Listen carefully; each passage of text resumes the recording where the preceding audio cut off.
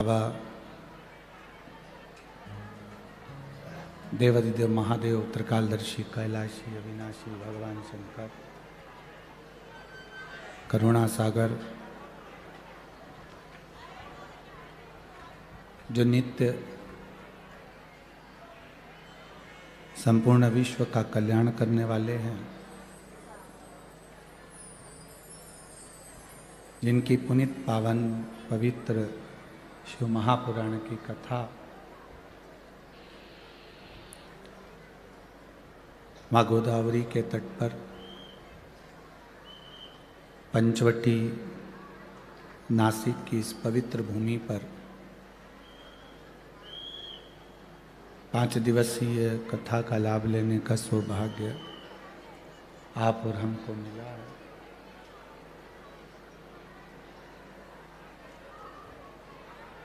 कार्तिक का महीना, दामोदर मास, और ये भगवान की अविरल शिव महापुराण की कथा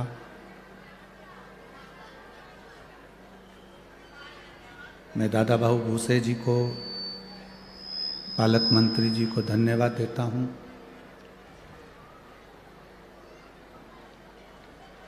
आविष्कार जी को धन्यवाद देता हूँ जिन्होंने इस कथा का आयोजन, आवाज सेट नहीं है, कथा का आयोजन संपूर्ण विश्व के कल्याण हेतु इस नासिक माँ गोदावरी के तट पर आयोजित किया।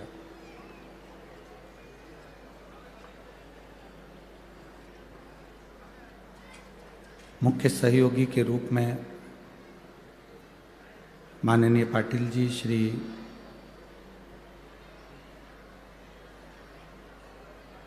जो मुख्य यजमान कवि पद ग्रहण करे हैं, साथ में श्री अजय बोरस्ते, श्री बंटी तितमे, श्री राजू अन्ना लवटे, श्री रंजन ठाकरे, श्री लक्ष्मण साहू जी, श्री प्रशांत जाधव जी, श्री अंकुश पवार जी, श्री नरेश गीते जी, श्री उदय सांगले जी, जिन्होंने अपना सहयोग प्रदान कर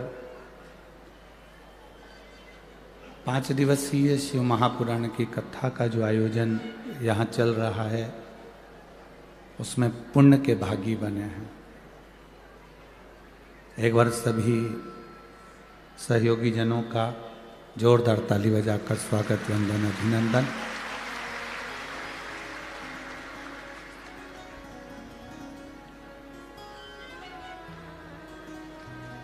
शिव कथा कहती है अपने जीवन में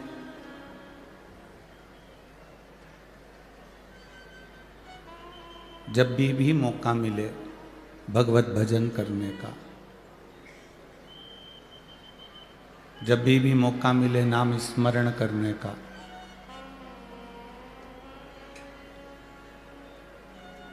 तब अपने जीवन की सार्थकता को सिद्ध करिए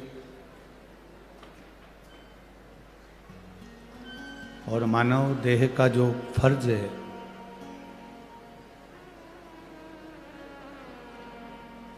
किसी के काम आना, किसी को सही मार्ग बताना,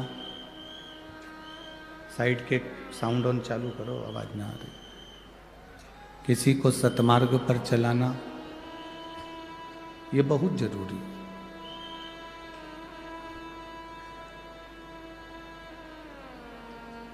कथा मंडप में विराजमान सभी संत, साधु, गुरुजन, ब्राह्मण जन, कथा वक्ता, महामंडलेश्वर आदि सभी को नमन है।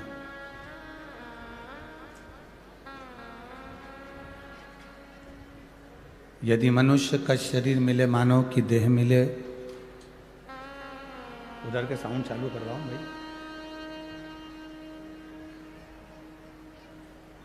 मानव का शरीर मिले, मानव की देह मिले,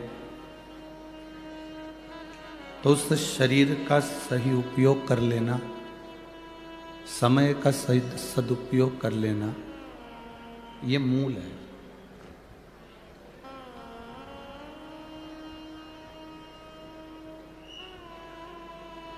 तुम्हारे मोबाइल का बैलेंस कोई भी डलवा सकता है। तुम जिससे कहोगे कि मेरा मोबाइल का बैलेंस खत्म हो गया, मैं तुझे पैसे दे दूंगी, तो मेरा बैलेंस डलवा दे, वो डलवा देगा। बेटे से कहोगे तो बेटा डलवा देगा, बेटी से कहोगे तो बेटी डलवा देगी, रिश्तेदारों से कहोगे तो रिश्तेदार डलवा देंगे।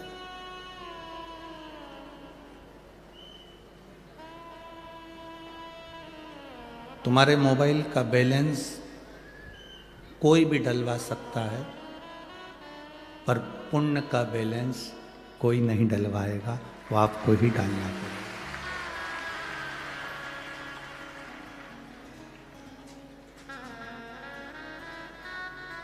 आपका पुण्य आपको स्वयं करना, आपके दुख को आपको स्वयं काटना। ना तो सियोर वाला महाराज आकर आपका दुख काटेगा, ना दुनिया का कोई महाराज आपका दुख काटेगा। आपका दुख स्वयं को काटना। पेट भरने के लिए पड़ोसी कितना भी भोजन कर ले, पर आपका पेट आप खाओगे तो भर आएगा।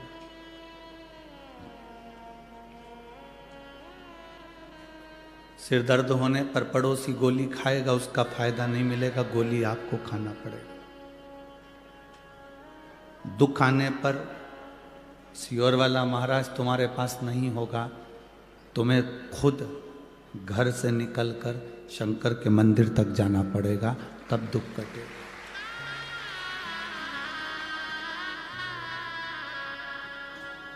वो गुरु दूसरे होते होंगे जो तुमको अपने पास बुलाते होंगे, तुमसे कहते होंगे कि हमारे पास बैठो। परशु महापुराण की कथा में शंकर भगवान की कथा कहती है, देवी जी के मंदिर में बैठने की जगह होती है, राम जी के मंदिर में बैठने की जगह होती है, दत्त के मंदिर में बैठने की जगह होती है, दुनिया के सारे मंदिरों में बैठने की जगह होती है, पर शंकर के मंदिर में बैठने की जगह नहीं होती।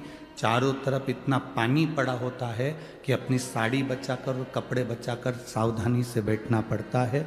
और दूसरा व्यक्ति पानी शिव को चढ़ाने की जगह तुम पे चढ़ा के चले जाए, उससे पहले निकल कर अपने घर चले जाओ।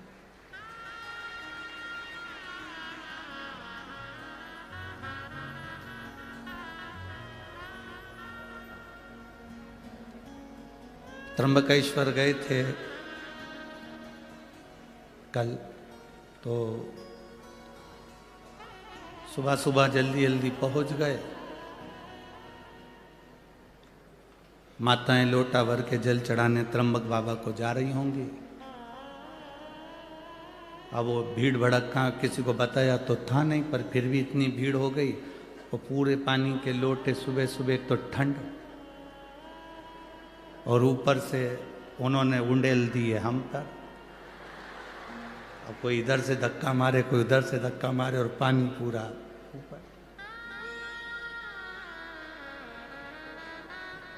शिव का मंदिर एक ऐसा मंदिर होता है जहां बैठने की भी जगह नहीं होती, क्योंकि शंकर कहते हैं मेरे पास बैठकर तुम अपना समय बर्बाद मत करो। जैसे मैं तब साधना में लगा हूं, भगवान के भजन में लगा हूं, अपने घर जाकर तुम भी भगवान की भक्ति में लग जाओ, भजन में लग जाओ।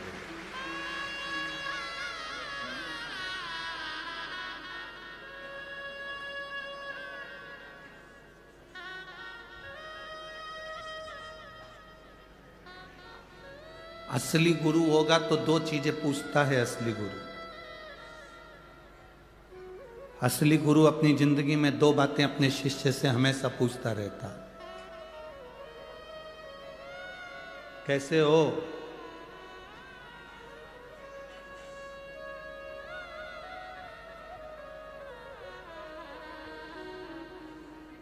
फिर वो कहेगा गुरु जी थोड़ा सा जीवन में कष्ट चल रहा है, तो गुरु फिर दूसरी बार कहेगा मंदिर जाना चालू करा?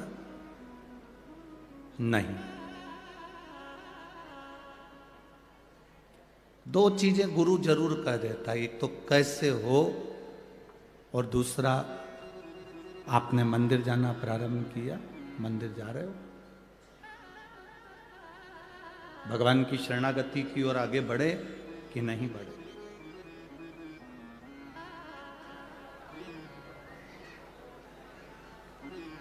ये मानव शरीर की प्रधानता है।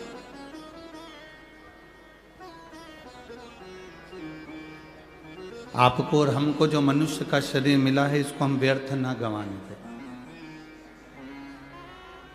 कहीं इधर उधर जाकर समय बर्बाद ना किया जाए।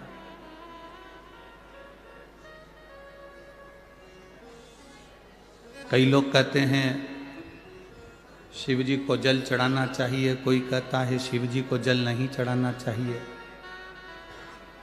कोई कहता है शंकर जी का रुद्राक्ष पहनना चाहिए, कोई कहेगा नहीं पहनना चाहिए, कोई कहेगा बेलपत्र चढ़ाना चाहिए, कोई कहेगा नहीं चढ़ाना चाहिए, कोई कहेगा बेलपत्र खाना चाहिए, कोई कहेगा नहीं खाना चाहिए, कोई कहेगा शिव जी पे चढ़ा हुआ प्रसाद खाना चाहिए, कोई कहेगा नहीं खाना चाहिए।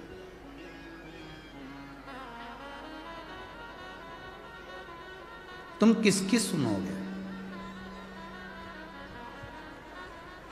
बहुत सारे संसार में लोग आते जाएंगे, तुमको नया नया ज्ञान देते जाएंगे, तुम भटकते जाओगे।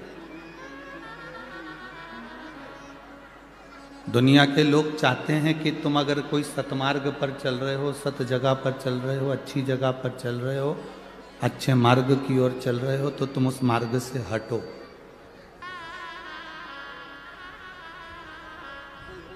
तुम्हारा मार्ग अगर प्रशस्त है, तुम्हारा मार्ग अगर ठीक है,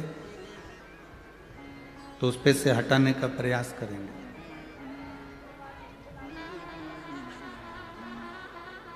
हम दुनिया के लोगों से एक ही बात कहना चाहते हैं, जब आप गूगल को सर्च करते हैं, यूट्यूब चैनल पर जाते हैं या आप मोबाइल पर जाते हैं और सर्च करते हैं, तो उसमें बहुत सारी बात विवाद चलती रहती है।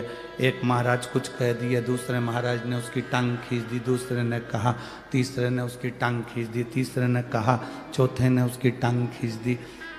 कहीं श्लोक में गलती निकालते, कहीं कोई बात में गलती निकालते। दिन भर बैठ कर यही काम हो रहा है। हम केवल इतना सा निवेदन करेंगे, झगड़ा करने के लिए बहुत सारी जगह है। झगड़ा दुनिया में सब जगह जाकर करो, पर धर्म में झगड़ा कभी मत करो। सनातन धर्म को मजबूत रखना है तो बस जगाओ सनातनियों को। सनातन धर्म को जितना मजबूत करना है, सनातनियों को जगाना पड़ेगा। अगर सनातनी नहीं जागेंगे तो आने वाले समय में आप किसी गांव में, नगर में, शहर में बैठकर भगवान का भजन नहीं कर पाओगे। सनातनी नहीं जागेंगे तो आप इतनी लाखों की संख्या में पहुंचकर कहीं कथा नहीं सुन पाओगे। सनातन धर्म रहेगा तो तुम कथा तक पहुंचोगे।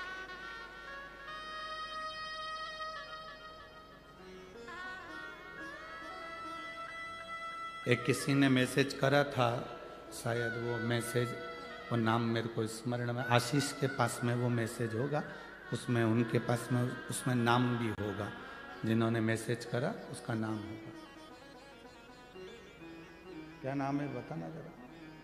एक भाई ने आशीष को मैसेज किया, तो वो मैसेज में उसने अपना नाम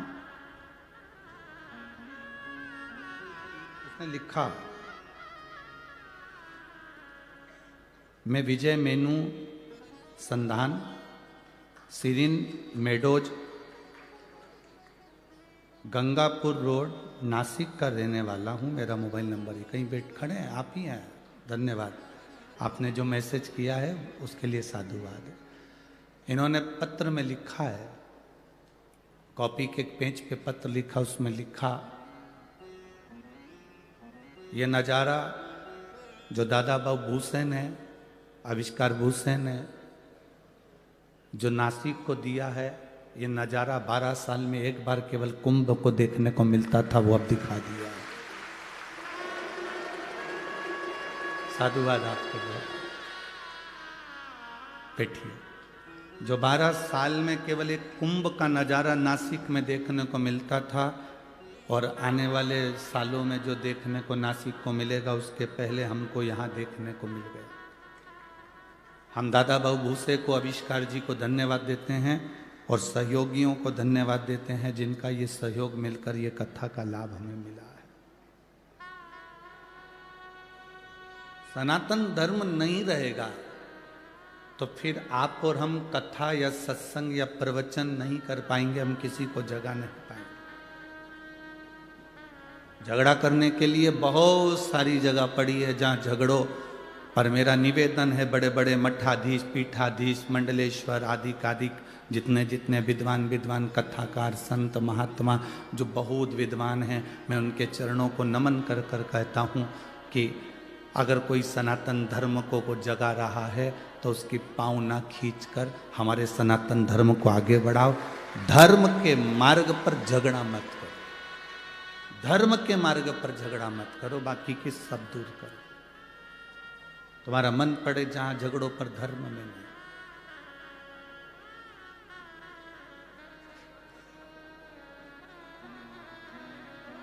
शिव कथा कह रही है अपने समय का सदुपयोग करो।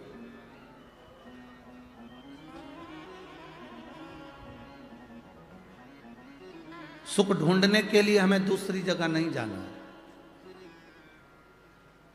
कई माताएं कहती हैं मेरे बेटे की शादी हो जाए, मेरी बहू आ जाए, वो मुझे सुख देगी। जिनकी आ गई उनसे पूछ लो कितना दे रही है। फिर किसी ने कहा बस मेरे घर में एक बेटा हो जाए मुझे सुख देगा। जिनके घर में बेटे हैं उनसे पूछो कितना सुख दे रहे हैं। सवेरे कुत्ते की चेन पकड़कर कुत्ता घुमाते हैं पर माँ बाप को नहीं घुमाते हैं। किस सुख की कल्पना कर रहे हैं? किस सुख की कल्पना? बड़ा मकान बन जाएगा तो सुख मिल जाएगा? ना ना ना। एक बार कपड़े धो के ऊपर चढ़ी, 3 दिन में नीचे उतरेगी पूरे सुखा कर। चढ़ जाए बहुत बड़ी बात है, बाल्टी लेकर। खुशी तो इतनी हुई, 4 मंजिल का मकान है गुरुजी, 4 मंजिल का। एक बार हमने कहा कपड़े धो के ले जा ऊपर। 4 बार सीढ़ी पे बैठ के हाँ पड़ी भर रही, आवाज लगा रही आजा बाल्टी ले चल। इतने में बहू ने कहा मेरे से तो नहीं बने, तू ही जा डुकरिया ऊपर। सुख देखा, दुख मिल रहा है। सुख की कल्पना ही क्यों कर रहे हो? बहू सुख देगी, बेटा सुख देगा, पैसा सुख देगा, गाड़ी सुख देगी, बंगला सुख देगा, पड़ोसी नातेदार रिश्तेदार सुख देंगे। अरे सुख जब हमारा खुद का शरीर हमको नहीं दे रहा, कभी घुटना दुखे, कभी कोहनी दुखे, कभी आँख दुखे, कभी कान दुखे, कभी छींक आ जाए, कभी खांसी चल जाए, कभी कमर दुख जाए, तो खुद का शरीर सुख नहीं दे रहा तो दूसरा क्या खाक सुख देगा? अपना शरीर अपने को सुख नहीं दे रहा है, तुम लोगों का शरीर दे रहा हो तो बात दूसरी। खुद का शरीर सुख नहीं देता। 2-3 दिन अच्छा रहता है, कहीं आंख दुखने लगती है तो दवाई डालो, कान दुखे तो दवाई डालो, घुटना दुखे तो बाम लगाओ, आइडेक्स लगा लो, कोहनी दुख रही, हाथ दुख रहा, कभी सोते सोते गर्दन रह गई। एक हमारे आश्रम में भी है, कुबेरेश्वर धाम पर एक भैया ऐसा ही है, उसका हर 3-4 दिन में गर्दन रह जाती, 8 दिन तक ठीक ही नहीं होती, टेढ़ा ही चलता।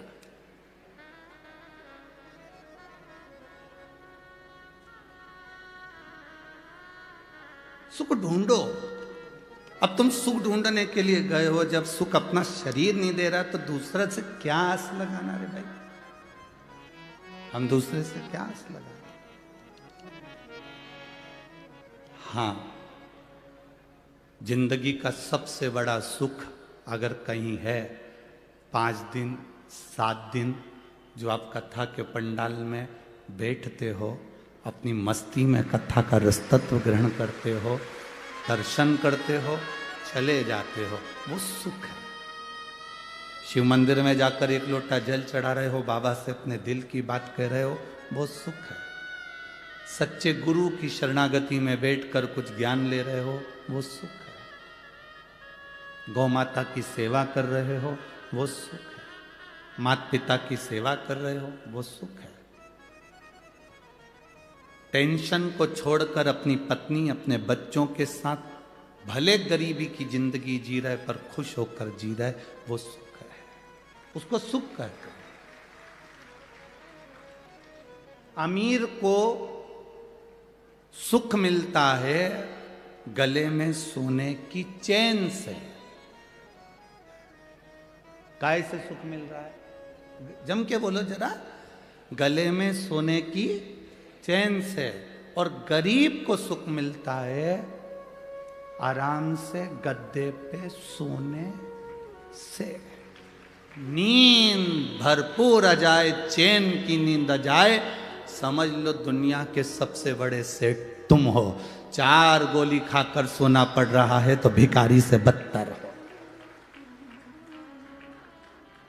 4 गोली खाकर अगर सोना पड़े, थायराइड की गोली, बीपी की गोली, शुगर की गोली, नींद की गोली, 4 5 गोली रात को खा के सोना पड़ रहा है और तुम कह रहे हो मैं सेठ हूं। काय का सेठ? प्रथम सुख निरोगी काया। दुनिया का सबसे बड़ा सुख है आपकी काया अच्छी रहना चाहिए। तो आप बड़ा पाव भी खाओगे तो पच जाएगा, नहीं तो बड़ा अलग पाव अलग जाएगा। काहे का मतलब? शरीर में सुख नहीं और तुम अन्य सुख की बात करो। लाखों का धन भले तुम्हारे घर में हो और अगर तुम 4 5 गोलियां रोज की खाकर सो रहे हो तो तुम सुखी नहीं हो। धन से कभी कोई संसार का व्यक्ति सुखी नहीं हुआ, उसको आत्मा से और मन से सुखी होना पड़ेगा। अपनी चित्तवृत्ति से सुखी होना पड़ेगा। भगवान नारायण बैकुंठ में रहते हैं, लक्ष्मी जी से कहते हैं मुझे जगत की चिंता है। भगवान ब्रह्मा सरस्वती के साथ ब्रह्मलोक में रहते हैं और ब्रह्माणी से कहते हैं मुझे जगत की चिंता है। इंद्रलोक में रहते हैं और कहते हैं मुझे अपने सिंहासन की चिंता है। गरुण वरुण 33 कोटि देवी देवताओं को देखिए, सबको चिंता लगी हुई है। केवल एक देव अधिदेव महादेव एक ऐसे हैं जिनको विश्वनाथ कहते हैं। उनको विश्व की चिंता नहीं, विश्व को अपना परिवार समझकर संभाल कर चलते हैं। तुम विश्व से मतलब रखते हो तो विश्वनाथ छूट जाता है। जिस दिन तुमने विश्वनाथ को अपना बना लिया उस दिन विश्व स्वयं तुम्हारा हो जाए। हम चिंता में क्यों ग्रसित हैं? क्योंकि हम परिवार को अपना समझते हैं। हम चिंता में क्यों ग्रसित हैं? क्योंकि बेटे को हमने अपना समझा, बेटी को हमने अपना समझा, रिश्तेदारों को हमने अपना समझा। माता सीता एक तिनके को भी अगर उखाड़ कर रावण के सामने करती है तो ये सोचती है कि मेरा भाई है। हम शंकर भगवान के दरवाजे पर जब भी जाएं, हम शिव के द्वार पर जब भी जाएं, हम भगवान की चौखट पर जब भी जाएं, तब हमारी चित्त वृत्ति में ये रहना चाहिए। भगवान देवादिदेव महादेव के सामने पहुंचते से तुम्हारे भीतर ये होना चाहिए कि तुम किसी दूसरे के पास जल चढ़ाने नहीं आए हो, अपने पिता से अपने मन की बात कहने के लिए शंकर की चौखट पर आए हो। शिव की चौखट पर हम अपने दिल की बात कहने के लिए, अपने मन की बात कहने के लिए, हम किसी दूसरे से कहने नहीं आए।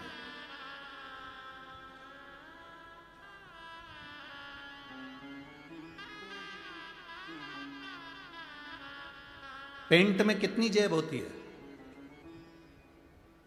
आप लोग पहनते हो ना, हमने भी पहना है बचपन में।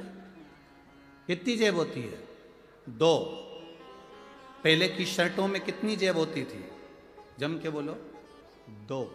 टी शर्ट में 2 जेब, पैंट में 2 जेब, चड्डा में 2 जेब। 2 जेब पैंट में है, शर्ट में है, टी शर्ट में है। 2 जेब क्यों देते हैं? 2 जेब इसलिए देते हैं कि एक जेब में तुम मोबाइल रख लो, एक जेब में तुम पैसा रख लो, पर दूसरी जेब में रुद्राक्ष या माला या भगवान का नाम रखकर चलना। एक जेब में तुम दुनिया की सामग्री रखो, मना नहीं है। एक जेब में तुम दुनिया की वस्तु रखो, मना नहीं है। पर दूसरी जेब में एक बेलपत्र या तुलसी की माला या रुद्राक्ष की माला या भगवान का नाम दूसरी जेब में, या गीता रामायण अपनी दूसरी जेब में, शंकर की अनुमोदन, शंकर की भक्ति को रखकर चल।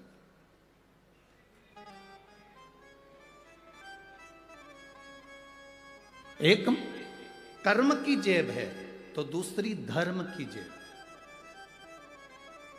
दोनों का बैलेंस बराबर बनाकर चलो। कर्म करो, परिवार संभालो, नाते रिश्तों के बीच में रहो, कुटुंब कबीले के बीच में रहो, सबके साथ रहो, पूरे परिवार को संभाल कर चलो, पर उसके साथ में धर्म को भी साथ लेकर चलो। बच्चों में संस्कार देते चलो, भगवान की भक्ति प्रदान करते चलो।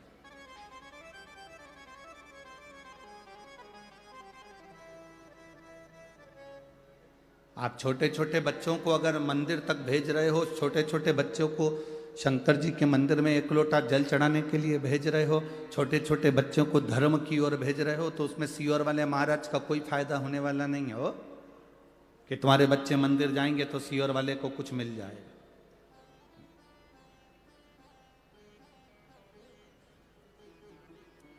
सीहोर वाले महाराज ने तो एक बात कही कि अपने पड़ोस के मंदिर में जाओ। बोलो, बोला कि नहीं बोला बार बार कि अपने पास के मंदिर में जाओ, अपने नजदीक के मंदिर में जाओ। अगर तुम कुछ चढ़ाओगे भी तो वो मंदिर को मिलेगा, उसमें सीहोर वाले महाराज का लाभ नहीं। तुम्हारा बच्चा मंदिर तक जा रहा है तो उसमें सीहोर वाले महाराज का लाभ नहीं है, सीहोर वाले महाराज का फायदा नहीं है। तुम्हारे बच्चे अगर मंदिर तक जा रहे हैं, एक लोटा जल चढ़ा रहे हैं, तो उसमें तुम अपने बच्चों को संस्कार दे रहे हो और उनको बलवान बना रहे हो कि कभी हम नहीं भी रहे तो तेरा पिता ये देवाधिदेव महादेव, तेरी माता या माता पार्वती तेरा साथ देने के लिए है। व्यवस्था करते हो कि नहीं करते हो अपनी अपनी? जब तुम्हारा जाने का समय होता है उससे पहले प्रॉपर्टी देते हो बच्चों को। बोलो, देते हो कि नहीं देते हो? अरे बोलो तो जम के। देते हो ना? सोना बच्चों को देते हो, प्रॉपर्टी बच्चों को देते हो, जमीन बच्चों को देते हो, जायदाद बच्चों को देते हो, जमीन घर बंगला सब बच्चों को देते हो। तो एक चीज बच्चों को और दो, उसको अच्छा संस्कार देने का प्रयास करो, जिससे हमारा धर्म भी बचे और सनातन धर्म की टेक भी।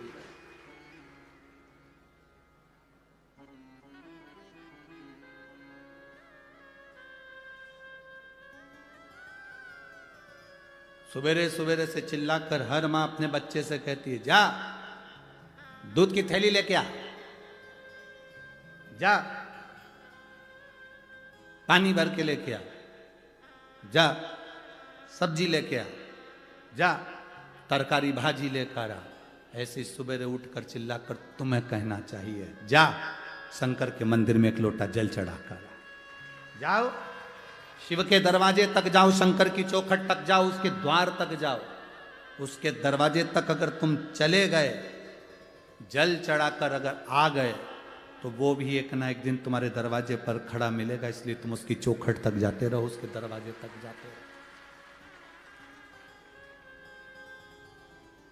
खूब पढ़ाओ बच्चों, तुम्हारी कैपेसिटी जितनी है उससे दुगना बच्चों को पढ़ाओ। और बच्चों से भी कहेंगे तुम्हारी कैपेसिटी से ज्यादा तुम विद्या का अध्ययन करो, अपनी मेहनत करो, अपना कर्म करो, पर कर्म के साथ में धर्म को भी साथ लेकर चलो। मेहनत करते रहो और बाबा का गुणगान भी करते रहो कि मैं अकेला नहीं हूं, मेरे विद्या अध्ययन में मैं अकेला नहीं हूं, मेरे कंपटीशन एग्जाम में मैं अकेला नहीं हूं।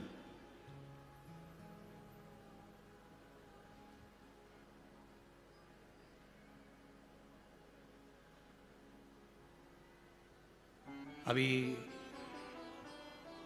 कोटा राजस्थान में बहुत सारी कोचिंग है, आप लोगों को मालूम होगा। किस किस को मालूम है? हाथ उठाओ जरा। ठीक, कोटा राजस्थान में बहुत सारी कोचिंग है, बहुत सारी कोचिंग क्लासेस हैं। बच्चे वहां कोचिंग करने के लिए जाते हैं, और बच्चे जब वहां कोचिंग करने के लिए जाते हैं, बहुत सारे बच्चे, उसमें से कई बच्चे ऐसे हैं जो कंपटीशन एग्ज़ाम या कोई टेस्ट में या कोई परीक्षा में पास नहीं हो पाते, तो वो हार जाते हैं और मर जाते हैं, सुसाइड कर लेते हैं। अब माता पिता ने कोचिंग वालों पर केस लगाया कि तुम्हारे कारण हमारे बच्चे मर रहे हैं, पर सही मायने में देखा जाए तो बच्चे के ऊपर प्रेशर जितना टीचर का नहीं होता, उससे ज्यादा प्रेशर घर वालों का होता है कि पढ़ना पड़ेगा, करना पड़ेगा, ये करना पड़ेगा, इतना कर कर आना पड़ेगा और तुझे इस एग्जाम में पास होना पड़ेगा। बच्चे को इतना प्रेशर दे दिया, इतना प्रेशर दे दिया कि बच्चा सोचता है कि अब मैं घर कैसे जाऊं, वापिस कैसे जाऊं, मेरा रिजल्ट अगर बिगड़ गया तो मैं घर कैसे जाऊं, तो बच्चा अपना प्राण त्याग देता है।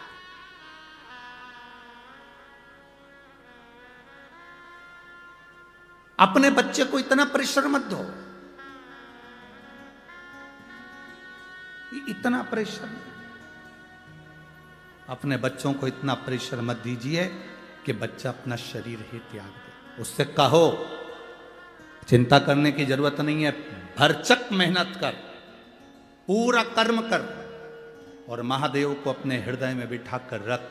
एक जेब में जैसे पैसा और मोबाइल रहता है तो दूसरी जेब में महादेव को लेकर चल। अपने साथ अपने दिल में अगर शिव है तो तुझे डूबने नहीं देगा। ये उसको बल दीजिए। हम बच्चों को बल नहीं देते। कई माताएं कह देती है हमारे बच्चे भी छोटे हैं गुरुजी, कोई मंदिर जाएंगे, जल चढ़ाएंगे, छोटे बच्चे हैं ये कोई मंदिर जाएंगे। हम कहते हैं बांस बांबू जितना गीला होता है उसको नवाओगे तो डलिया बन जाएगी, बांबू को जितना नवाओगे उससे खिलौने बन जाएंगे, बांबू को जितना नवाओगे वो नब जाएगा। बांबू बांस अगर सूख गया तो उसको नवाओगे तो वो नबेगा नहीं। बांस को नबाना है, जब तक वो गीला है तब तक नबा। बांबू को नबाना है, जब तक वो गीला है तब तक नबा। सूख गया किसी काम का।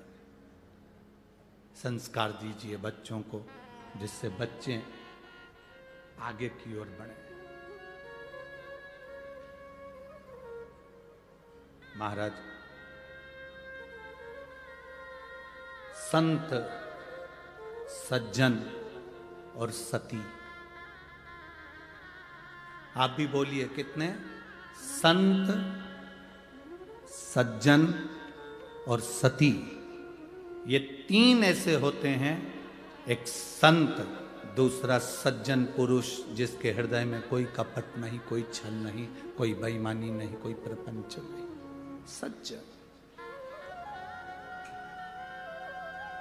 और तीसरे नंबर पर है सती, पतिव्रता धर्म को पालन करने वाली एक स्त्री जो पति को परमेश्वर मानकर चलती।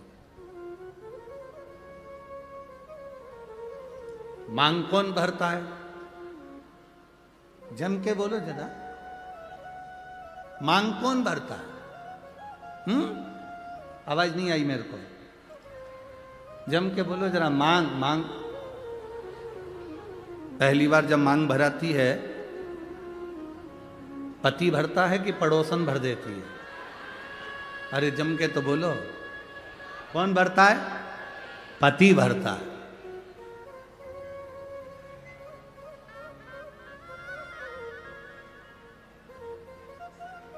तुम्हारी मांग भरता कौन है? पति। पहली बार मांग किसने भरी? पति ने। क्यों भरी? वो वहां पर बैठे हुए पंडित जी जो तुम्हारी शादी करा रहे थे, ब्याह करा रहे थे, उनसे पूछना था कि ये मांग में सिंदूर पति भर रहा है, इसका मतलब क्या होता है?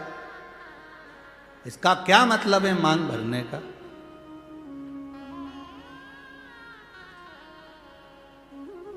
क्या मतलब इसका? तुम्हें उन पंडित जी से पूछना था कि मांग में सिंदूर पति भर रहा है, पहली बार मांग पति भर रहा है, तो मांग भरने का मतलब क्या है? मांग कौन भरता है? पति।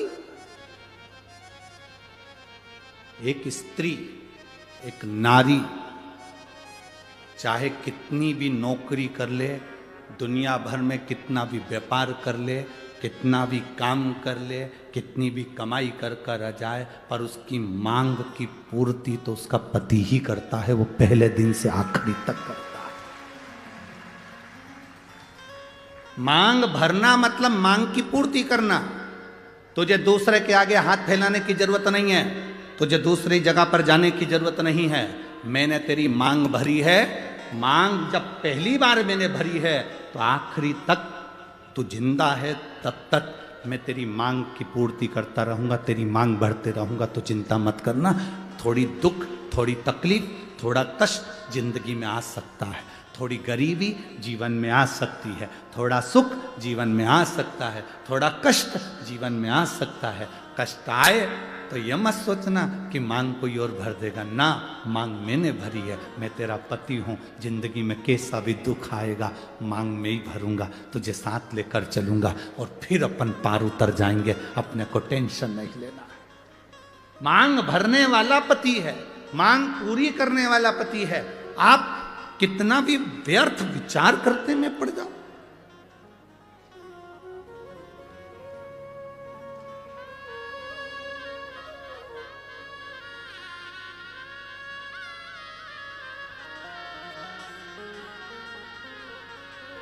पूर्ति करना। जब हम जन्म लेते हैं हमको नहीं मालूम रहता कि हमारे माता पिता कौन। जन्म लेने वाला बच्चा जन्म लेता है, बाद में उसको माता पिता का पता चलता है, पहले नहीं पता चलता।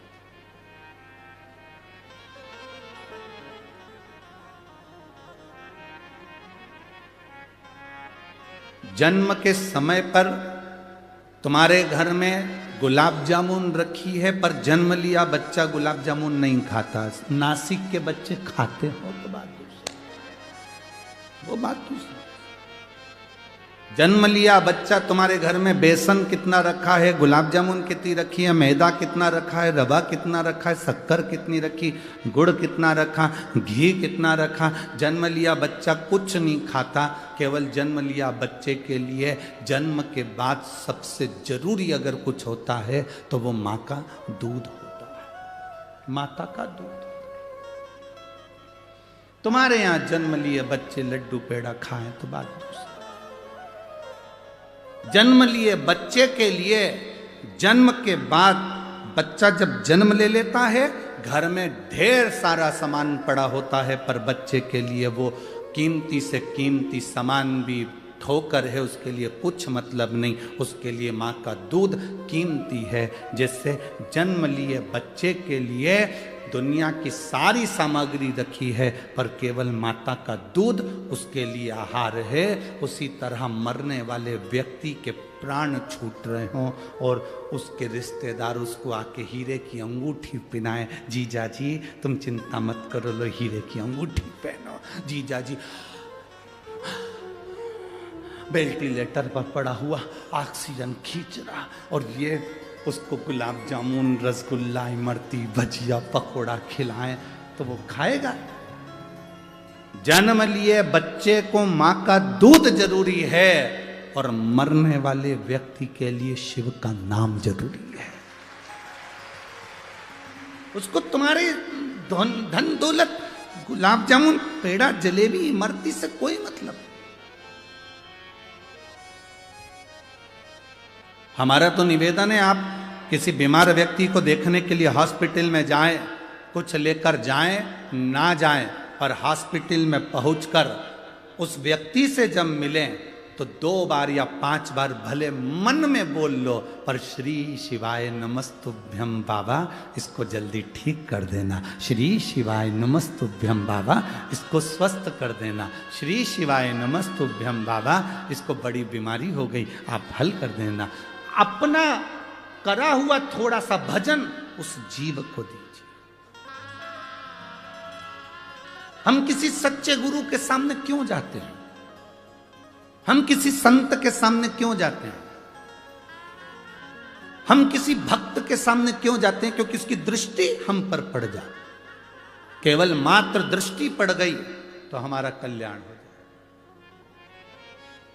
अरे बाबा तेरे चरणों के होना हमें दास है,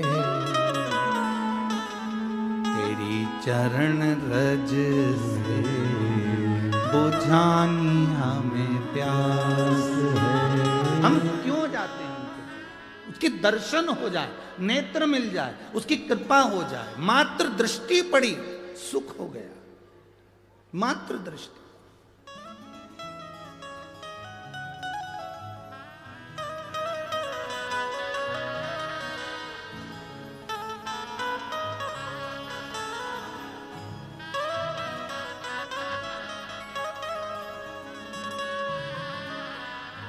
केवल दृष्टि मात्र से सुख का बहन हो जाता है, केवल दृष्टि मात्र से।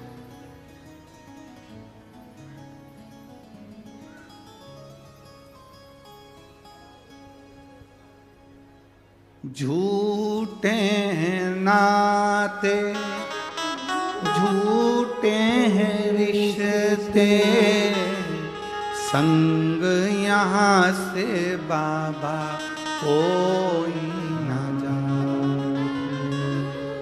तेरा नाम केवल एक सहारा, तेरा नाम केवल एक सहारा, कहीं छूट जाए ना दामन तुम्हारा।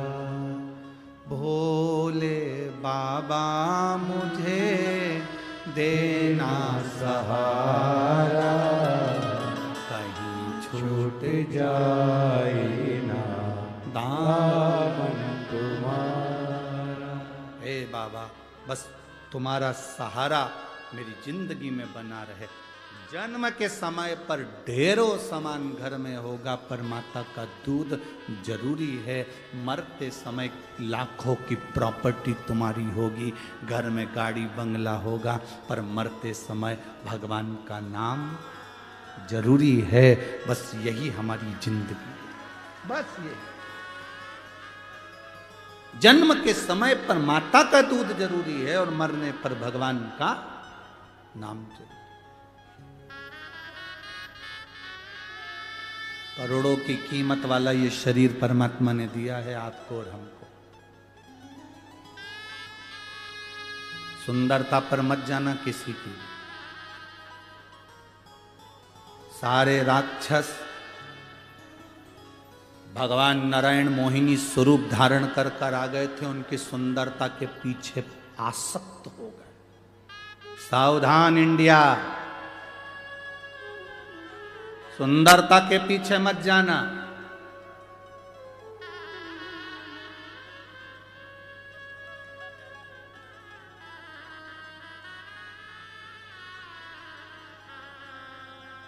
बिल्कुल सुंदरता के पीछे मत जाना। मोहिनी स्वरूप धारण कर कर भगवान आए और असुरों ने भगवान की सुंदरता देख ली। कितनी सुंदर नारी, कितनी सुंदर स्त्री, फंस गए सुंदरता के चक्कर।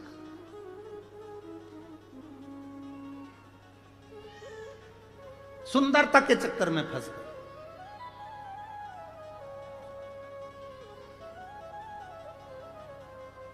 और ऐसी सुंदरता के चक्कर में फंसे कि वो अमृत का जो कलश था वो भूल गए और मोहिनी के चक्कर में पड़ गए। मोहिनी ने कहा कि मैं अमृत बांटूंगी, तुम इधर बैठ जा, तुम इधर बैठ जा।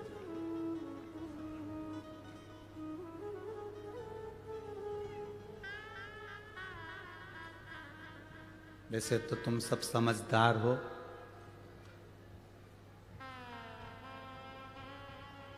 सुंदरता मतलब दिखावा, किसी दिखावे की ओर हमको नहीं जाना। और अमृत मतलब ज्ञान, उस ज्ञान को हमें लेना है।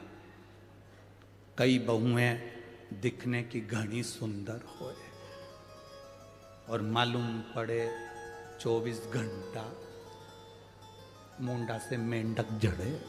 24 घंटा कई मतलब। सास भी बोलती हैं फिर, बहू बहुत अच्छी है, अच्छी है, घर संभाल ली, काम कर लिया, बढ़िया है, सब अच्छा है। हमारी बहुएं कह देती है हमारी सास बहुत अच्छी है, सब बढ़िया है, बस एक कमी है, जिभान बड़ी बेकार, जिभ्यान खराब,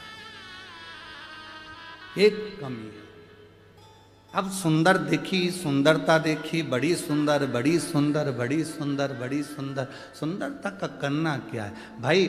सुंदरता के चक्कर में पड़ोगे तो जिंदगी नरक बन जाएगी। जैसे असुरों ने मोहिनी स्वरूप को देखा और उस सुंदरता में फंस गए तो अमृत छूट गया। उसी तरह आप दुनिया को देखने में लग गए, संसार की चमक दमक में रह गए, दुनिया की चमक धमक में आप रह गए तो फिर ज्ञान प्राप्त नहीं कर सकते, भगवान को प्राप्त नहीं कर सकते।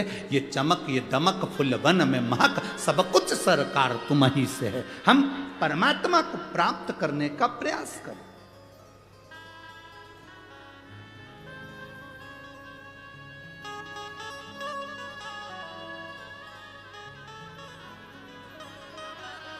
हम उस ईश्वर को प्राप्त करने का प्रयास करें। तारकासुर असुर था, राक्षस था। तारकासुर का अंत षडानंद कार्तिकेय के द्वारा होना था। असुर है, राक्षस है, वर मांगा था उसने, अगर मरूंगा पहले तो मुझे अमर कर दो। तो ब्रह्मा जी ने कहा अमर तो नहीं हो सकते, तो फिर वर दीजिए। क्या वर? मरूं तो शंकर भगवान के पुत्र के द्वारा मरूं। अच्छा, एक एक राक्षस को देख लो तुम, इनकी डिमांड बड़ी सुंदर थी। जितने जितने राक्षस थे इनकी डिमांड बड़ी सुंदर थी। अपन यहीं से उठाओ ना, पंचवटी से। रावण की बहन आई थी, आते से राम जी से कह रही थी तुम सम पुरुष न मो सम नारी। तुम्हारे जैसा पुरुष नहीं हो सकता, मेरे जैसी नारी नहीं हो सकती। लक्ष्मण जी मुंडी घुमा के देखे, ऐसी कौन सी हीरोइन आई है, ऐसी कौन है? तुम सम पुरुष नमो सम नारी। लक्ष्मण जी ने देखा,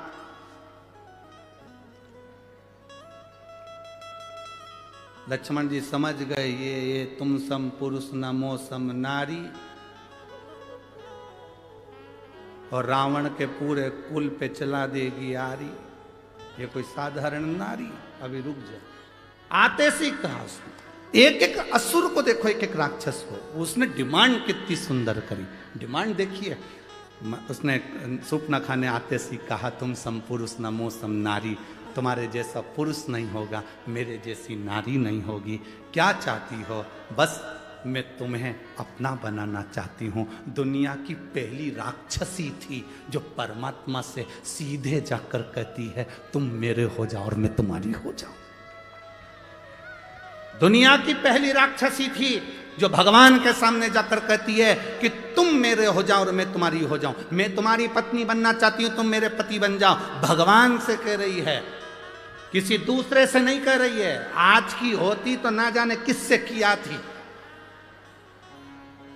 जो जरा सा गाड़ी में पेट्रोल डलवा दे, जिनके पास खुद की गाड़ी नहीं है, सुधरने के लिए आई है, सुधरने के लिए गाड़ी आई और मालूम पड़े बस 50 रुपए का पेट्रोल डलवा लिया, बुड़ बुड़ करके 25 रुपए की चाउमीन खिला दी।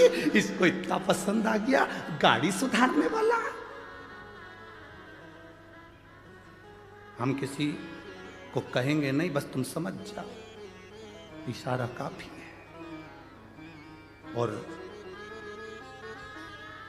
फिर हमारे सनातन धर्म की बेटी लुभान्वित हो गई और दूसरे धर्म में चली गई, फिर चली गई। जरा सा दिखा फैशन, जरा सा दिखा सुन गई।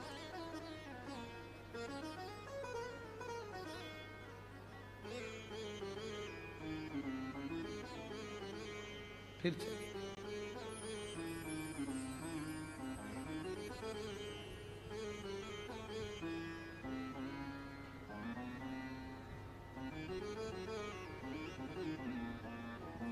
महाराज, आज इस व्यासपीठ से एक बात जरूर महाराष्ट्र के लिए कहना चाहूंगा। महाराष्ट्र की धरा के लिए कहना चाहूँगा कि इस धरा पर कुछ समय बाला साहब ठाकरे को और रहना था तो ये महाराष्ट्र प्रथम आनंद में पहुंच जाए। यहां आज अगर संत साधु सन्यासी तपस्वी साधक इस महाराष्ट्र की पवित्र भूमि पर सबसे ज्यादा संत हैं, इस महाराष्ट्र की भूमि पर सबसे ज्यादा संत जन्मे हैं, इस महाराष्ट्र की भूमि पर सबसे ज्यादा संत साधु सन्यासी तपस्वी साधक उपासकों ने तप किया है, इस महाराष्ट्र की भूमि पर सबसे ज्यादा संत साधु सन्यासियों ने भगवत भजन किया है, इस महाराष्ट्र की भूमि पर सबसे ज्यादा संत साधु सन्यासी तपस्वी साधक उपासकों ने अपनी उपासना करी है, इस महाराष्ट्र की भूमि पर सबसे ज्यादा संतों ने अपना कीर्तन, अपना भगवत भजन, अपना स्मरण इस महाराष्ट्र की धरा पर, इस पवित्र भूमि पर किया है। सबसे ज्यादा इस महाराष्ट्र की पवित्र भूमि पर संतों ने जो जो गुणगान किया, इस गुणगान को और बढ़ा देते हैं अगर वो अब होते, वो और बढ़ा देते। संत साधु सन्यासी तपस्वी साधक का एक आनंद है। रस तत्व की प्राप्ति, जीवन का एक सुख, भगवत भजन का एक सुख हमारे जीवन का एक आनंद देगा। क्यों भटक रहे हैं? हम सुंदरता की ओर आकर्षित ना हो, हम किसी की बॉडी शॉडी को देखकर आकर्षित ना हो। भगवान से प्रार्थना करना, भगवान मेरा विवाह मेरी बेटियों से निवेदन है, तुम भगवान से प्रार्थना करना मेरा विवाह जहां हो मेरे माता पिता की मर्जी से हो और संस्कार घर में मेरा विवाह हो, संस्कार सनातन धर्म में मेरा विवाह हो। मैं जिस धर्म की हूं, मैं शंकर को जल चढ़ाती हूं, शिव को एक लोटा पानी चढ़ाती हूं, मेरा पति भी ऐसा मिलना चाहिए जो शंकर के मंदिर तक मुझे लेकर जाए, मुझे छोड़ कर आए, दर्शन करा कर लाए, गोमती गोदावरी का स्नान कराते लाए। मेरा पति भी मुझे ऐसा तो श्रेष्ठता है। धर्म की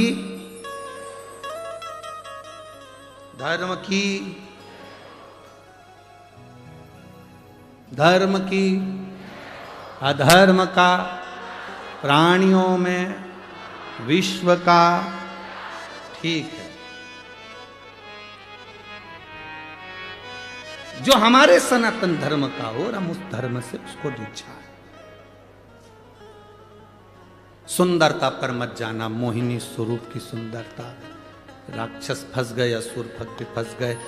कितनी सुंदर बात उस सूर्पणखा ने राम जी से कही कि तुम सम पुरुष नमो सम नारी, में राम जी को अपना बनाना चाहती हूँ। किसी दूसरे को वो अपना बनाने नहीं गई, बनाने गई तो राम को अपना बनाने गई।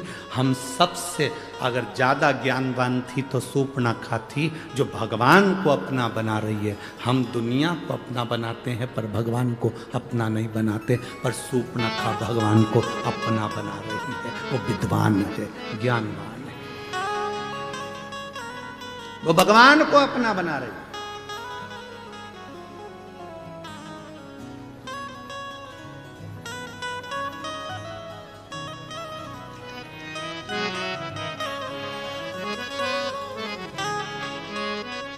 उसके बराबर कौन है? महाराज, ये भाव अपने भीतर हो, अपने भीतर। बहुत देर तक सूर्पणखा राम जी को तकती रही, बहुत देर, बहुत देर तक। वो कहे ना, जरा देर ठहरो राम हो, जरा देर ठहरो राम, तमन्ना नहीं है अभी हमने जी भर के देखा नहीं है। सूर्पणखा राम जी को देख रही, राम जी सूर्पणखा की ओर निगाह कर देखे। राक्षसी है, एक असुरी है, राक्षस प्रवृत्ति है और मुझे अपना बनाना चाहती है। जब एक राक्षस परमात्मा को अपना बनाने की बात करता है, एक एक राक्षसों की डिमांड देखिए। तारकासुर मांग रहे हैं कि शंकर के पुत्र द्वारा मेरे प्राण छूटे। क्या चाहते हैं? शिव जी शादी करें, उनके बच्चे हों। ये तारकासुर जैसा सुर चाहता है। क्या मांगा? कंस ने देवकी का अष्टम पुत्र मृत्यु का कारण बना। देवकी का अष्टम पुत्र। क्या मांगा? रावण ने। भगवान स्वयं संसार में सांसारिक मनुष्य बनकर आए, प्राण छूटे। जितने राक्षस हुए, हिरण्यकशिपु ने क्या मांगा? ना नीचे मरू, ना ऊपर मरू, ना अंदर मरू, ना बाहर मरू, ना अस्त्र से, ना शस्त्र से, ना दिन में, ना रात में, ना नर से, ना पशु से, ना 12 महीने में मरूं।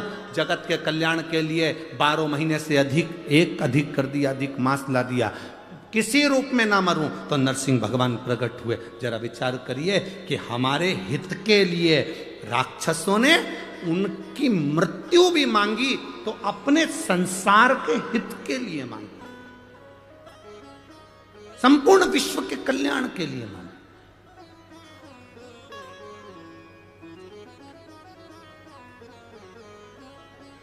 और हम क्या मांगते हैं? हम भगवान कृपा करना, घर देना, बंगला देना, जमीन देना, जायदाद देना।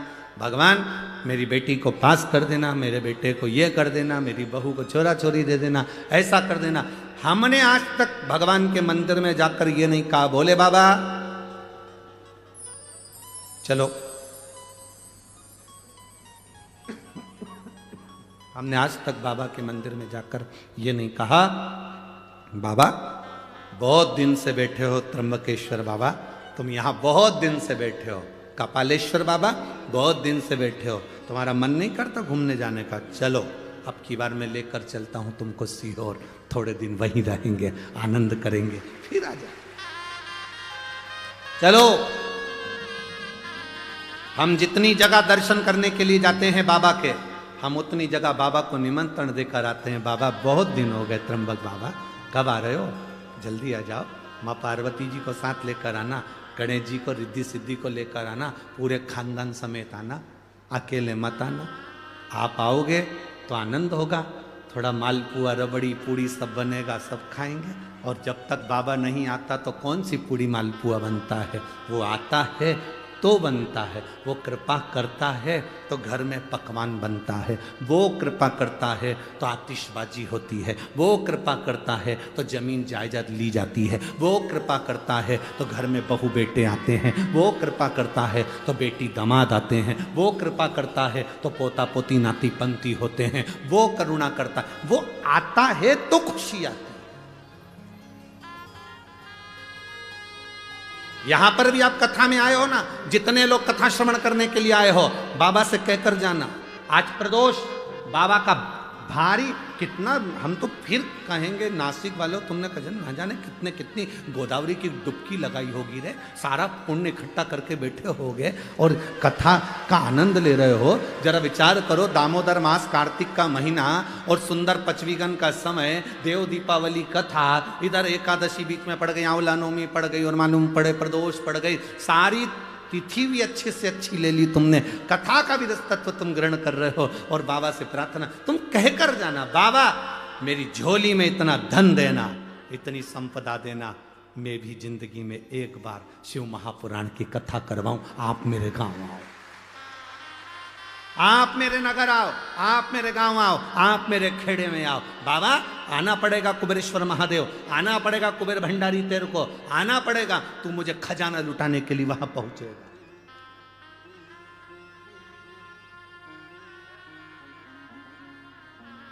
तुझे आना पड़ेगा। जब हम जिद पकड़ेंगे तो क्यों ना हो, हम जिद पकड़ते ही नहीं है। तारकासुर देखा, शिव जी के लिए वर मांग लिया कि मेरे प्राण, मेरे जब प्राण छूटे मेरे, अगर भगवान शंकर के पुत्र के द्वारा छूटे। महिषासुर की बहन ने कौन सा वर मांगा था? आप लोगों ने कथा सुनी थी ना, महिषासुर की बहन महिषी ने वर मांगा था कि शंकर और विष्णु के संतान के द्वारा मेरे प्राण छूटे। कौन हो गए थे?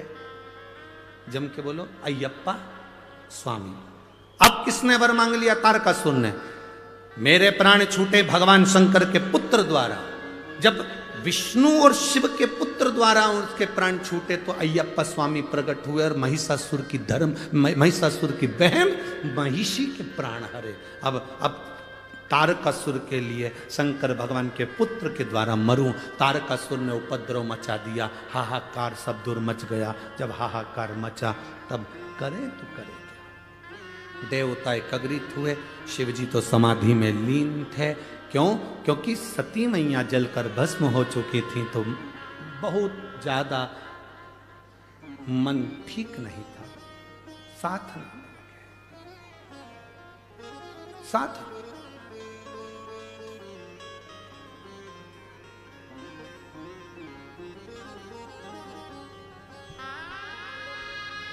एक व्यक्ति ने प्रश्न किया, गुरुजी हम आपसे एक बात पूछना चाहते हैं। शंकर भगवान देवता है ना?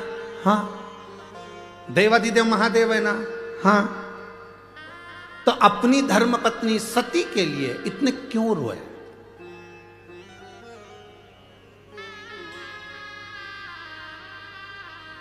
हमने कहा मृत्यु लोक में रहता है मेरा देवादिदेव महादेव। पत्नी का आदर करना, सम्मान करना सारे देवताओं में अगर किसी से सीखना है तो देवादिदेव महादेव से सीखो, जो पत्नी का आदर करना सिखाते हैं। पत्नी का आदर करना अगर कोई सिखाते हैं तो देवादिदेव महादेव सिखाते हैं। त्र्यंबकेश्वर दर्शन करने गए हो? कौन कौन गया? जरा हाथ उठाओ। गए हो? ठीक है, रखो। शंकर भगवान कहां पर हैं? जमीन पर। बोलो है कि नहीं? पार्वती जी कहां पर है? जम के बोलो जरा, ऊपर। जाओ, कपालेश्वर का दर्शन करने गए हो? शंकर भगवान कहां हैं? जमीन पर। पार्वती जी कहां है? ऊपर। कभी नारायण लक्ष्मी जी के दर्शन करे होंगे तो लक्ष्मी जी कहां रहती हैं? नारायण के चरण के पास। ब्रह्माणी कहां रहती है? ब्रह्मा जी के पास में। पर केवल देवादिदेव महादेव एक ऐसे हैं जो अपनी धर्म पत्नी को भी ऊंचे स्थान पर रखते हैं कि तू ऊंची रहे। नारी का आदर करना अगर कोई सिखाते हैं तो मेरे शंकर सिखाते हैं। स्त्री का सम्मान करना अगर कोई सिखाते हैं तो मेरे देवादिदेव महादेव सिखाते हैं। नारी का सम्मान क्या होता है, स्त्री का सत्कार क्या होता है, नारी के एक भाव जो प्रकटता है वो शिव समझाते हैं, वो शंकर का।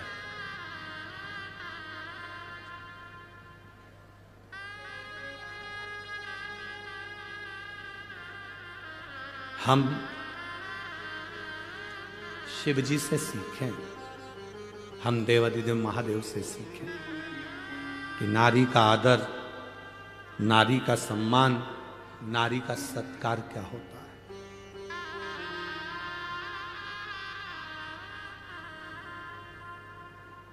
पत्नी मर गई, धर्म पत्नी चली गई, माता सती चली गई, शिव जी समाधि में लीन हो गए, तब साधना में लीन। आज के जमाने में पत्नी मर जाए तो पति दिमाग लगाना चालू कर देता, दूसरी किससे करूं।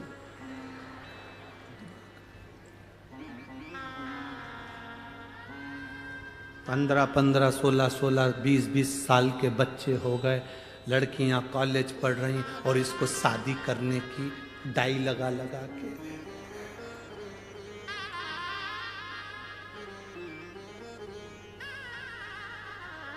सब काला कर कुरा के और शादी की तैयारी कर रहा है।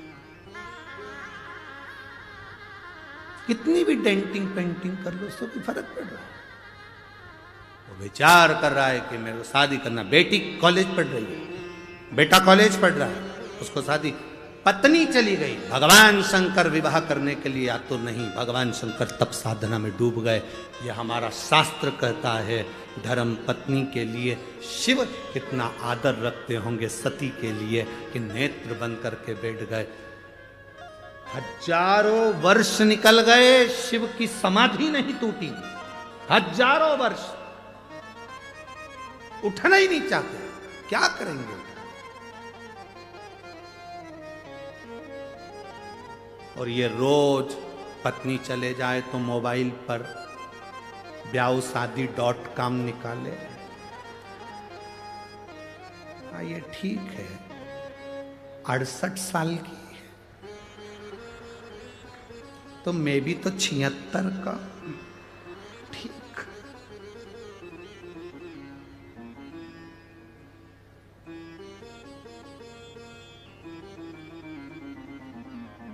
फिर तो वही वाला गीत हो, सब लाए फूल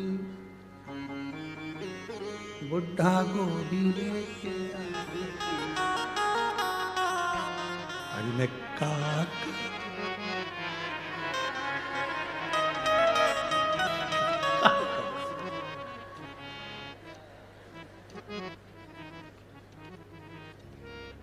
कहा?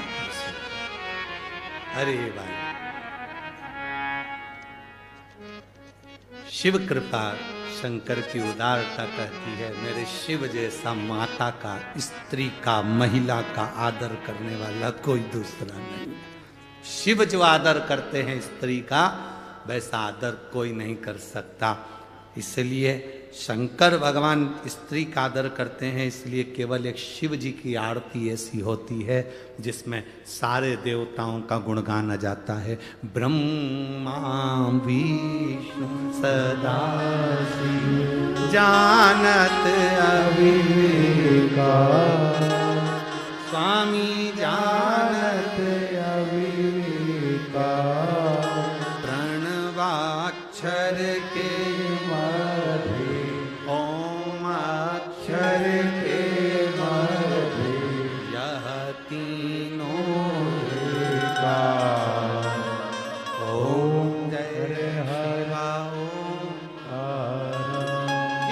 तत्व है।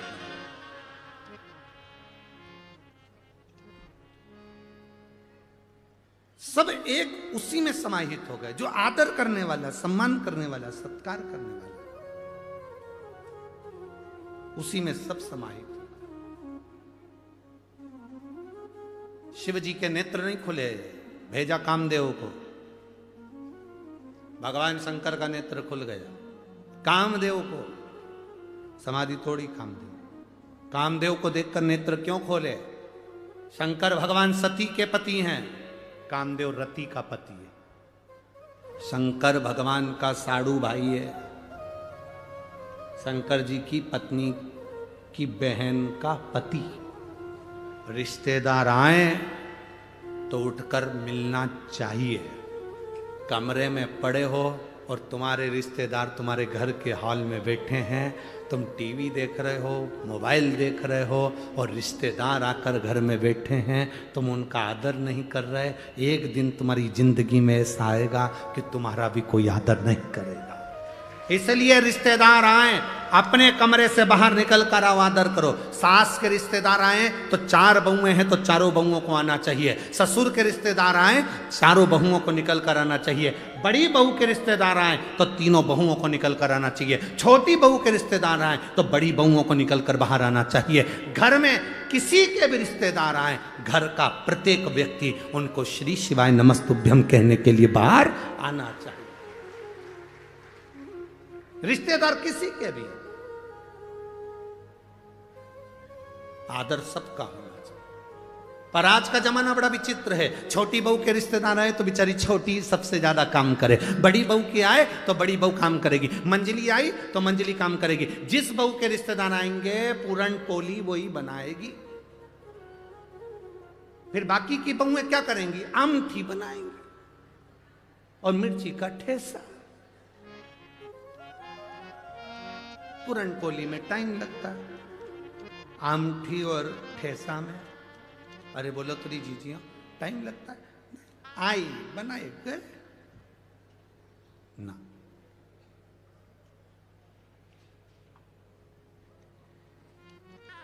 घर में कोई आए, भगवान शंकर के रिश्तेदार आ गए, कामदेव को भेजा समाधि तोड़ने के लिए। शिव जी नेत्र खोल लिए, क्योंकि मेरे धर्म पत्नी की बहन का पति आया।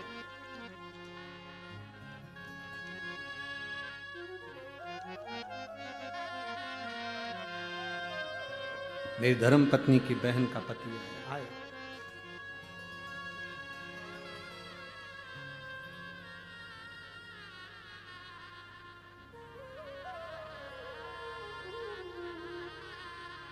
अब शिव जी मेरे ओघड़दानी त्रिकालदर्शी कैलाशी अविनाशी सामने खड़े, कामदेव जलकर भस्म हो गया, रति रोने लगी मेरा पति। शिव जी कहते हैं चिंता मत करो, तुम्हारा पति अनंग वैश्यधारी मिलेगा, भगवान के पौत्र के रूप में तुम्हारा पति प्राप्त हो। क्यों चिंता कर, पुत्र के रूप। इन्होंने तो नेत्र खोले पर दुनिया के लोगों को थोड़ा सा शंकर भगवान के प्रति भाव उत्पन्न हो गया। नारद जी ने जाकर भगवान विष्णु से कह दिया कि मैंने कामदेव पर विजय प्राप्त कर ली, पर शंकर भगवान कामदेव पर विजय प्राप्त नहीं करे। मैंने विजय प्राप्त करी पर शंकर भगवान कामदेव पर विजय प्राप्त नहीं करे। भगवान विष्णु के नयन में जल भर गया, क्योंकि शंकर जी की निंदा करने वाला और सुनने वाला महापापी होता है। किसी सतगुरु की अगर कोई निंदा करे, कोई संत की कोई निंदा करे, कोई भगवत प्रेमी शंकर का कोई भक्त हो और उसकी कोई निंदा करे, तो उस समय पर अपने कानों को बंद कर लो और उठ के चल दो।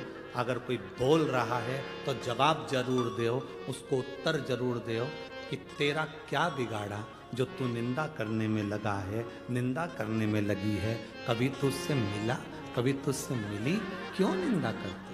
किसी शिव भक्त की निंदा करना, सुनना महापाप की गिनती में। भगवान विष्णु ने शंकर जी की निंदा सुनी थी, इसलिए उनको घोड़े का मुंह लगा था, हयग्रीव अवतार हुआ था। नारद जी ने शंकर जी की निंदा करी थी, इसलिए बंदर का मुंह लगा था। शिव की निंदा करने वाला, शंकर की निंदा सुनने वाला, शिव भक्त की निंदा करने वाला, सुनने वाला महापापी की गिनती में ना करिए।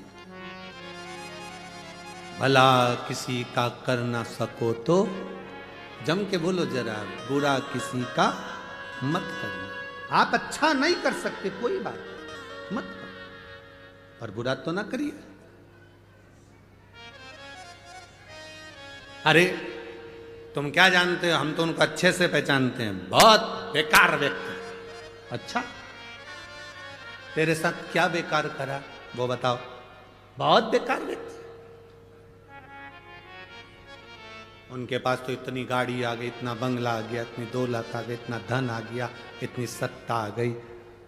गाड़ी, घोड़ा, दौलत, सत्ता दिख रही है, पर उस व्यक्ति ने जो जमीन पे से धक्के खा खा कर जो आगे बढ़ा, उसकी मेहनत किसी को नजर नहीं आती कि वो कहां तक पहुंचा है। उसकी मेहनत दिखना चाहिए। कहां चक्कर में पड़े, क्यों? बहुत मिलेंगे तुमको शिव की निंदा करने वाले भी। हमें निंदा से मतलब नहीं, हमें शिव की भक्ति से मतलब रखना है, हमें शंकर के गुणगान से मतलब रखना, हमें शंकर के भजन से मतलब रखना है, इसके सिवा कुछ नहीं। मेरी जीजियों, मेरे जीजाओं, मेरी बेटियों, मेरे बेटाओं, शिव महापुराण की कथा में आप लाखों की संख्या में आए हो। आज कथा का चौथा दिन है। कल कथा सुबह 8 बजे से 11 बजे तक हो जाएगी, टीवी पर 2 बजे से 5 बजे तक आएगी। फिर ददरौआ धाम भिंड में दोपहर में 1 बजे से 4 बजे तक 28 तारीख से चालू हो जाएगी, जो 2 तारीख तक चलेगी। फिर 5 तारीख से जलगांव में प्रारंभ हो जाएगी कथा। आप जितने लोग कथा सुनने आए हो, बस एक निवेदन है, अगर झोली पसार कर आए हो ना, तो इतना सा अपने अंदर याद रखना कि हमें ना तो कभी शंकर की निंदा सुनना है और ना कभी हमें शंकर की निंदा करना है। हमसे बन जाएगा, हम लोटा भर जल चढ़। शिव की निंदा भी न करना। अभी कई लोग ऐसे होते हैं जो शंकर जी की एक कहीं ने हमें वीडियो भेज दी थी, उसने कहा कि लोग त्र्यंबकेश्वर के लिए भी कह दिए। उसकी भी गणना क्या हम नहीं जानते? त्र्यंबकेश्वर क्या हम नहीं जानते? शिवलिंग क्या? हम कहते हैं, जो कहते हैं त्र्यंबक को नहीं जानते, शिवलिंग को नहीं जानते, हम तो ये कहते हैं वो अपने बाप की और माँ की औलादी नहीं है जो त्र्यंबक और शिवलिंग को नहीं पहचानते। त्र्यंबक को नहीं जानता। अरे भारत की भूमि पर ये 12 ज्योतिर्लिंग जगत गुरु शंकराचार्य जी द्वारा निर्मित 4 पीठ, जहां पर जगत गुरु शंकराचार्य जी के प्रतिबिंब स्वरूप आज भी जगत गुरु शंकराचार्य विराजमान है। ये 4 पीठ साधारण है? इसको पहचानो, शिव निंदा से दूर रहिए, शंकर की निंदा से दूर। कहा तारकासुर का अंत हो, तब स्वयं भगवान शंकर का विवाह जगत जननी मां पार्वती से कराया गया और पुत्र की प्राप्ति हुई जिसका नाम षडानंद कार्तिकेय था। कार्तिकेय जी ने तारकासुर का तो संहार कर दिया, उसके हृदय में बाण न लगे क्योंकि शिव उसके हृदय में है। पापी से पापी जीव, बेकार से बेकार व्यक्ति भी अगर शंकर की भक्ति करता है, शिव की भक्ति करता है, खाली नहीं जाता।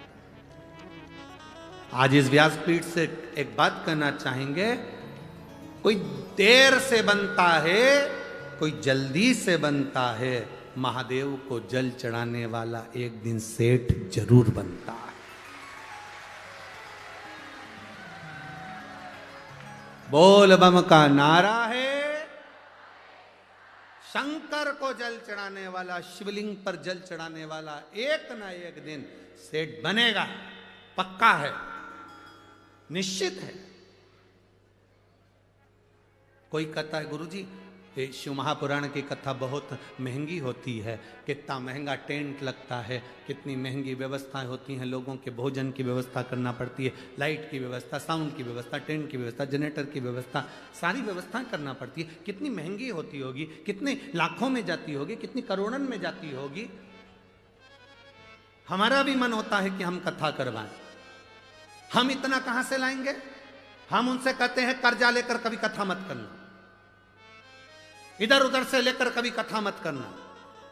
कहना भोले बाबा से, मैंने संकल्प लिया है कथा कराने का, पूरी तुझे करना है, भंडार तुझे लेकर आना है, मैं तो कथा करा। काक्ष, विदुम्माली और कमलाक्ष,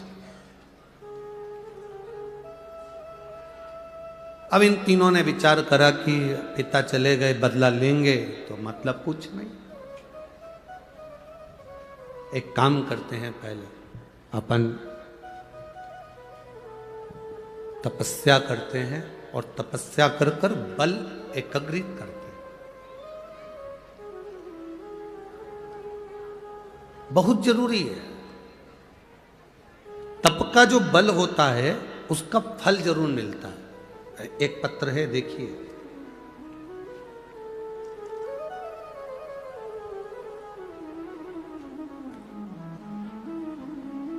मेरा नाम सो माधुरी नरेंद्र मोरे है, मैं छत्रपति संभाजी नगर से हूँ, मेरा मोबाइल नंबर ये है।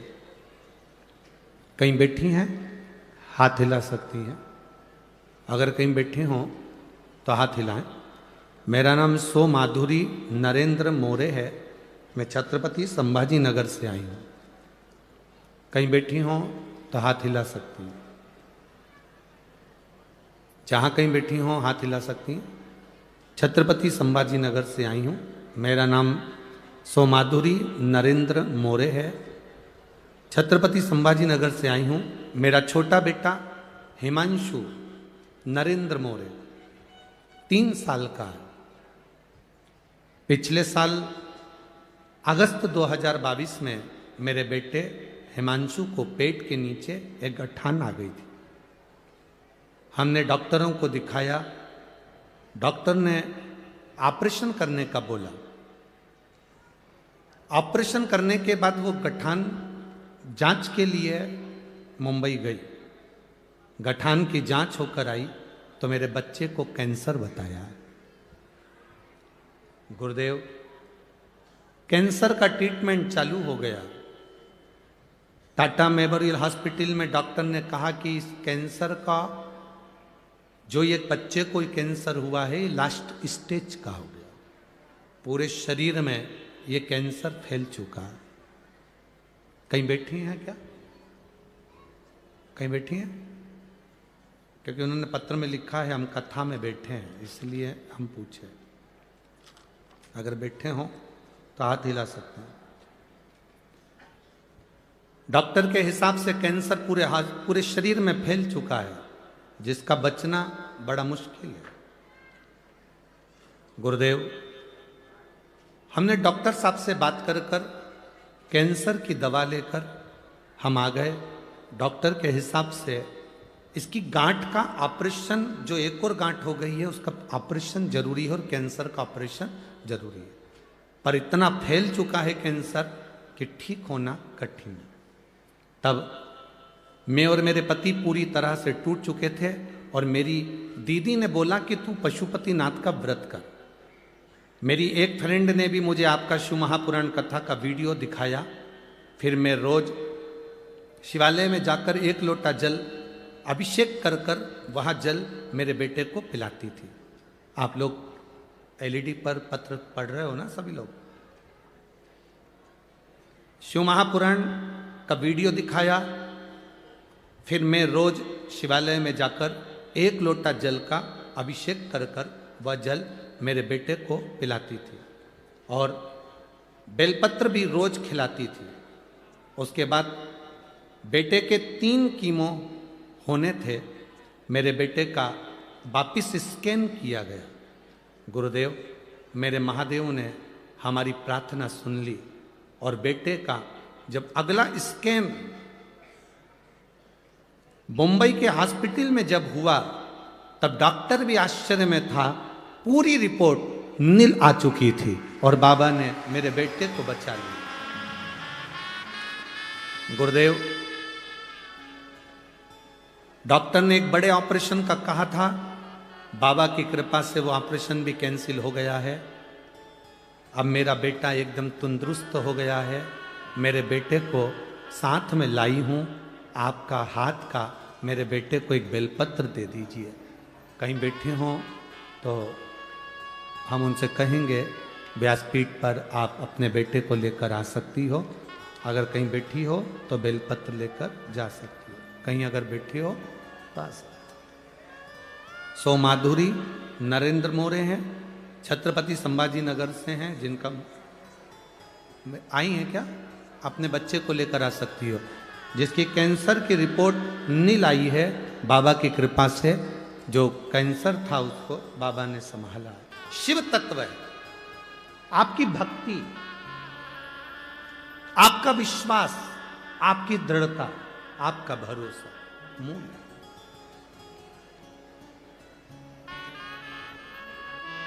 शंभो, दिल से बोलिए, भाव से बोलिए। शंभो शरणे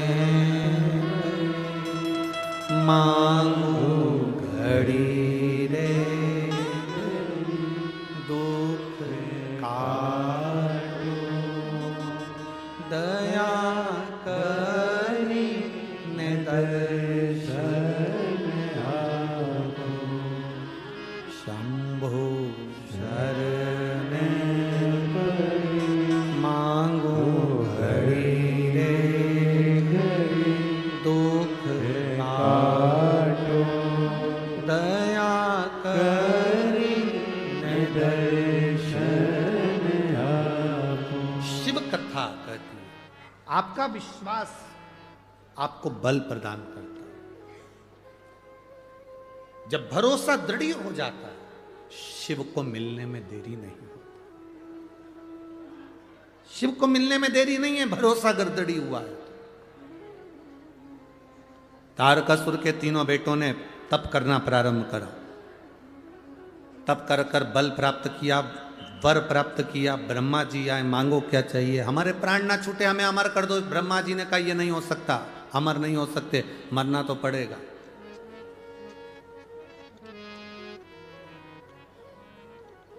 अच्छे से सुन लेना मेरी नासिक की जीजी और मेरे जीजाओं,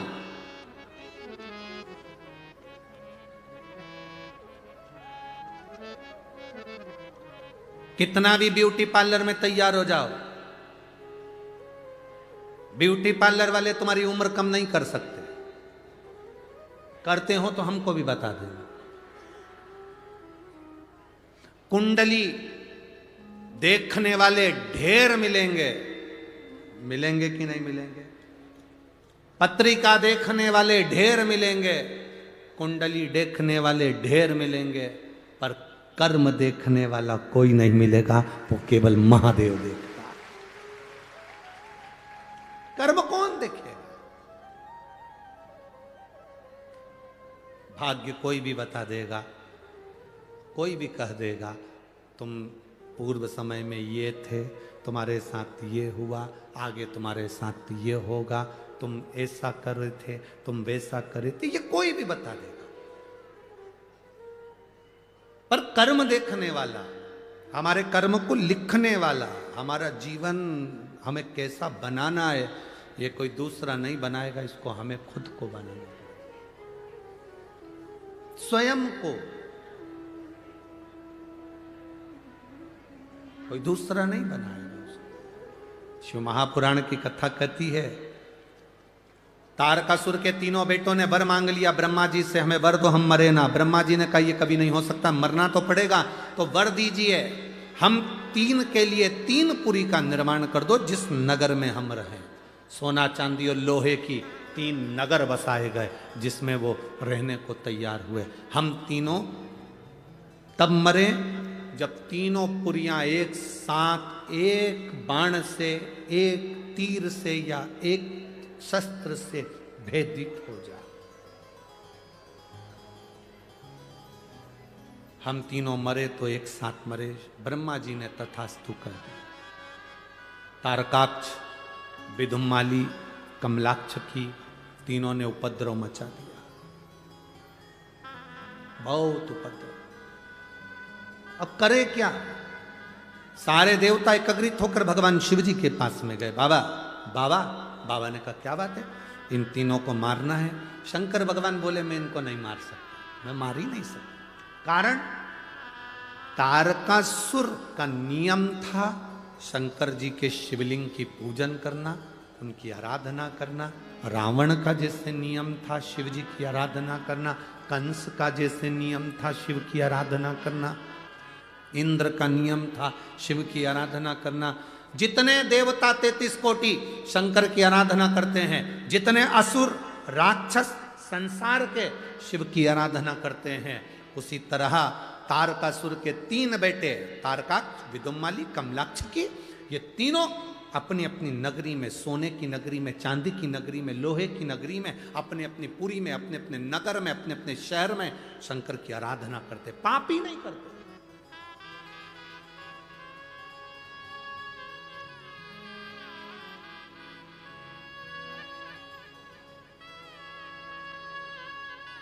क्या करते हैं तीनों? पुण्य एकत्रित करते हैं, और पुण्य एकत्रित कर कर बाद में थोड़ा सा पाप करते हैं, फिर पुण्य कमा देते हैं, फिर पुण्य। बड़े घबरा से गए। देवताओं ने कहा करें क्या? शंकर भगवान ने कहा जब तक इनके पाप की गठरिया नहीं भराएगी तब तक ये मरने वाले नहीं है।